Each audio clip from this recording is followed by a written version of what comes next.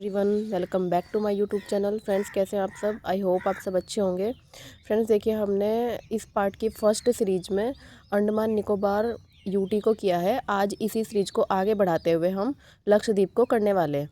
देखिए फ्रेंड्स, लक्षद्वीप हमारा कहाँ पर स्थित होता है? ये हमारा अरेबियन सी में स्थित है। ठीक है, अरेबियन सी में। और ये कोरल द्वीप से बना हुआ है। कोरल द्वीप से ये बना हुआ है। फ्रेंड देखिए, हम बात करते हैं इसके स्ट्रक्चर पे। आप देखेंगे भारत के दक्षिण में आपको साइड में दक्षिण पश्चिम में मालदीव मिलेगा। नीचे मालदीव अलग कंट्री है और उसके ऊपर 8 डिग्री चैनल है। और ये लक्षद्वीप का जो मिनिकॉय द्वीप है, सबसे नीचे का जो द्वीप है मिनिकॉय और मालदीव के बीच 8 डिग्री चैनल है। उसके ऊपर जाएंगे फिर कुवरत्ती और मिनिकॉय के बीच 9 डिग्री चैनल है। और कुवरत्ती ही लक्षद्वीप की राजधानी भी है। ठीक है, फिर इसके बाद अमीनी, कन्नौर, ये सब द्वीप है। और अमीनी द्वीप और कन्नौर द्वीप के बीच में 11 डिग्री चैनल है। ठीक है, आपको याद रखना है। 10 डिग्री चैनल अंडमान निकोबार के भी में था।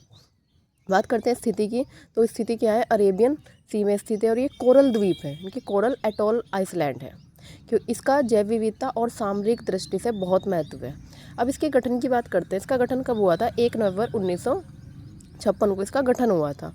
और इसका नाम परिवर्तन कब किया गया? 1973 में। देखिए, पहले इसका नाम था लक्का द्वीप, मिनिकॉय द्वीप, अमीन द्वीप। फिर इसका नाम चेंज करके क्या किया गया? ये लक्षद्वीप इसका नाम चेंज कर दिया गया। फिर बात करते हैं राजधानी की। राजधानी क्या है इसकी? कुवरत्ती। और क्षेत्रफल किसका है? 32 किलोमीटर स्क्वायर। देखिए, यूटीज में सबसे छोटा क्षेत्रफल है। ठीक है, यूटीज में सबसे छोटा क्षेत्रफल, आपको याद रखना है। और इसकी आधिकारिक भाषा क्या है? मलयालम, महाल, जयश्री। देखिए, महाल भाषा मिनिकॉय द्वीप पर बोली जाती है। ठीक है, और इस लोकसभा की सीट कितनी है? 1। और ये किस हाई कोर्ट के अंदर आता है? ये केरला हाई कोर्ट के अधीन आता है। और जबकि अंडमान निकोबार कौन से हाई कोर्ट के अधीन आता था, वो आप मुझे कमेंट सेक्शन में ज़रूर बताएंगे। ठीक है, अब कुल द्वीप कितने हैं? 36। देखिए, लक्षद्वीप का मतलब होता है 1 लाख द्वीप, जबकि है कितने द्वीप? 36 द्वीप है। देखिए, यहाँ पर कोई विधानसभा नहीं है, सिर्फ पंचायत व्यवस्था लागू है। ये 10 उपखंडों में बटा है और इसकी जनसंख्या लगभग 64,000 है। ठीक है, देखिए इकोनॉमी, अब क्योंकि समुद्र तट से मिलता जुलता एरिया है, तो जाहिर सी बात है मत्स्य पालन जरूर होगा। और मत्स्य पालन में भी कौन सी मछली? टूना मछली इसमें प्रमुख होती है। फिर नारियल उद्योग होता है। और पर्यटन के लिए स्कूबा डाइविंग, स्नॉर्कलिंग और समुद्री पर्यटन फेमस है यहाँ पे। ठीक है, फिर इसमें प्रमुख फसलें कौन सी है? प्रमुख फसलें नारियल, केला और सब्जियां हैं। बाकी पर्यटन स्थल देखते हैं इसके। Bangaram island, Minicoy lighthouse, Kavaratti lagoon और कटमत आइसलैंड है। ये क्या है? पर्यटन स्थल है।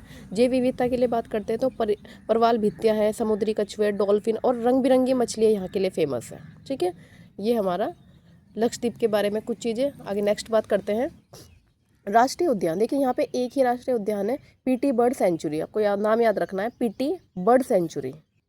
अब हम देखते हैं कि सामरिक दृष्टि से इसका क्या महत्व है। देखिए फ्रेंड्स, ये अरब सागर के महत्वपूर्ण समुद्री व्यापार मार्गों के पास में स्थित है और भारत की समुद्री सुरक्षा के लिए भी ये बहुत महत्वपूर्ण है। नौसेना के लिए रणनीतिक आधार है ये। ठीक है, और इसे ना सांप रहित क्षेत्र कहा जाता है, मतलब यहाँ पर सांप नहीं मिलते हैं। जलवायु की बात करते हैं तो उष्ण कटिबंधीय जलवायु यहाँ पे पाई जाती है। और मानसून कहाँ से आता है? दक्षिण पश्चिम मानसून से आता है। और टेम्परेचर इसका मेनली 25 डिग्री से 35 डिग्री रहता है वर्ष भर। देखिए, यहाँ के ना कुछ लोक नृत्य फेमस है, वो आपको नाम याद रखने हैं, जैसे लावा नृत्य, कोलकली और परी छाकली। यहाँ पर ना एक फेमस एयरपोर्ट है, इसका नाम है अगत्ती एयरपोर्ट। ठीक है, नाम याद रखना है आपको, अगत्ती एयरपोर्ट। अब देखिए, लक्षद्वीप की लगभग पूरी आबादी को ना एसटी घोषित किया गया है। यहाँ पे कितनी एसटी है? 94.8% एसटी है। ठीक है, जनसंख्या लगभग कितनी है? 64,000। जनसंख्या घनत्व 2013 पर किलोमीटर स्क्वायर। देखिए, 2011 की जनगणना के आधार पर है ये।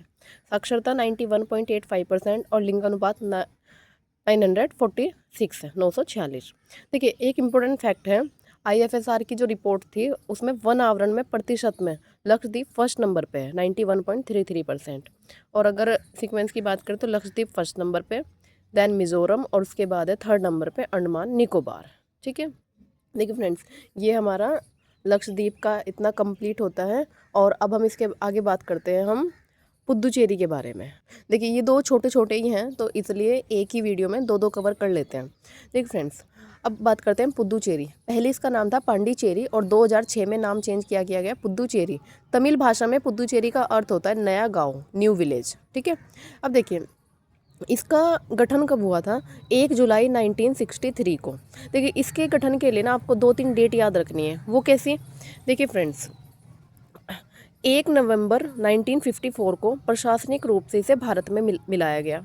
फिर 16 अगस्त 1962 को फ्रांसीसी संसद ने विलय की मंजूरी दे दी, मतलब कानूनी मंजूरी मिल गई।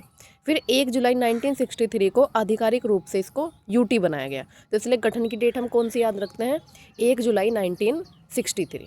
ठीक है, राजधानी क्या है इसका, राजधानी है पुद्दुचेरी शहर।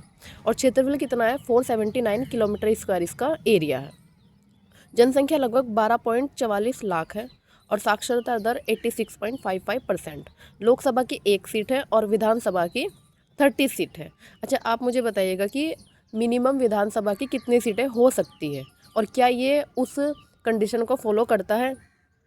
फिर देखिए पुद्दुचेरी में 4 ज़िले हैं और 4 ज़िले 3 स्टेट में फैले हुए हैं। जैसे पुद्दुचेरी तमिलनाडु से घिरा हुआ है, कराईकल तमिलनाडु में ही स्थित है, माहे केरल में स्थित है और यनम आंध्र प्रदेश में स्थित है। तो अगर हम बात करें तो किन 3 राज्यों में है, तमिलनाडु, केरल और आंध्र प्रदेश। ठीक है, तमिलनाडु, केरल और आंध्र प्रदेश, ये भी याद रखना है कौन सा किस में। कराईकल तमिलनाडु में है, माहे केरल में है और यनम आंध्र प्रदेश के अंदर है। ठीक है, इसके इतिहास की बात करते हैं तो 1674 में फ्रांसीसी ईस्ट इंडिया कंपनी ने अपना पहली व्यापारिक केंद्र स्थापित किया था यहाँ पर। अब क्योंकि देखिए ये फ्रांसीसी के कब्जे में था तो जगह जगह पर इनकी छोटी छोटी बस्तियाँ थी, तो फिर इन्हीं ही छोटी छोटी बस्तियों को एक करके पुद्दुचेरी बनाएगा और तभी ये अलग अलग ज़िले अलग अलग राज्यों में स्थित है। ठीक है, 1947 के बाद जब भारत आज़ाद हो गया तब भी ये फ्रांस के अधीन हुआ है, अधीन ही था। और इसलिए हम देखते भी यहाँ की संस्कृति ना फ्रेंच की संस्कृति से ज़्यादा मैच करती है। ठीक है, क्योंकि ये फ्रांसीसी के अधीन था। देखिए भाषा यहाँ पे तमिल, तेलुगु, मलयालम, अंग्रेजी और फ्रेंच बोली जाती है। ठीक है, ये भाषा यहाँ पर बोली जाती है।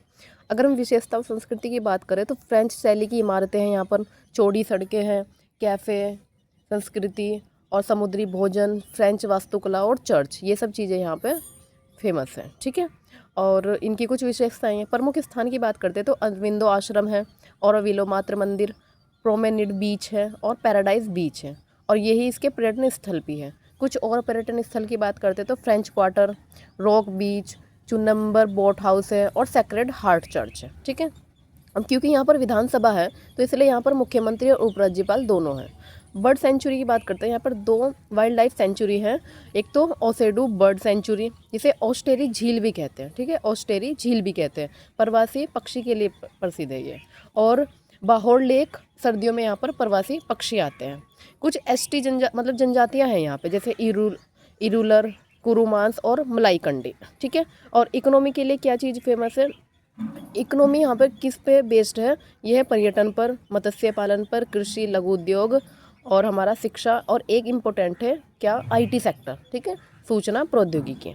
वनस्पति क्या पाई जाती है यहाँ पर, उष्ण कटिबंधीय शुष्क सदाबहार वन और तटीय वनस्पति पाई जाती है। ठीक है, और मैंग्रोव वनस्पति में राइजोफोरा अवेसेनिया। और अधिकांश वर्षा कहाँ से होती है, लौटते हुए मानसून से होती है, उत्तर पूर्वी मानसून, जिसे हम लौटता मानसून कहते हैं, इससे हमारी क्या होती है, इसकी अधिकांश वर्षा होती है। ठीक है फ्रेंड, देखिए क्योंकि ये तटीय एरिया है तो यहाँ पे मत्स्य पालन, जहाँ पे भी तटीय एरिया होता है मत्स्य पालन होती है, मैंग्रोव होता है, वो सब चीज़ें तो हर किसी की होती ही है।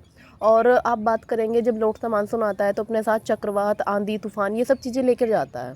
और क्योंकि ये दक्षिण भारत में होता है तो लगभग वर्ष भर मौसम मतलब तापांतर इतना नहीं रहता, सर्दी और गर्मी में भी। और अगर हम घूमने की बात करें तो यहाँ पे सर्दियों का मौसम बहुत अच्छा रहता है, अक्टूबर नवंबर वाला। ठीक है फ्रेंड्स, अब देखिए अगर इसमें कुछ और स्किप हुआ हो तो आप मुझे कमेंट सेक्शन में बता सकते हैं कि और भी चीज़ें इसमें आ सकती थी, तो आप प्लीज़ अपने राय ज़रूर दीजिएगा कमेंट सेक्शन में। आपको वीडियो कैसी लग रही है, तो वीडियो पसंद आए तो लाइक कीजिए, और अगर जिसने चैनल सब्सक्राइब नहीं किया है सब्सक्राइब करके ज़रूर जाइएगा। मिलते हैं ऐसे ही नेक्स्ट वीडियो में। Thank you so much for watching.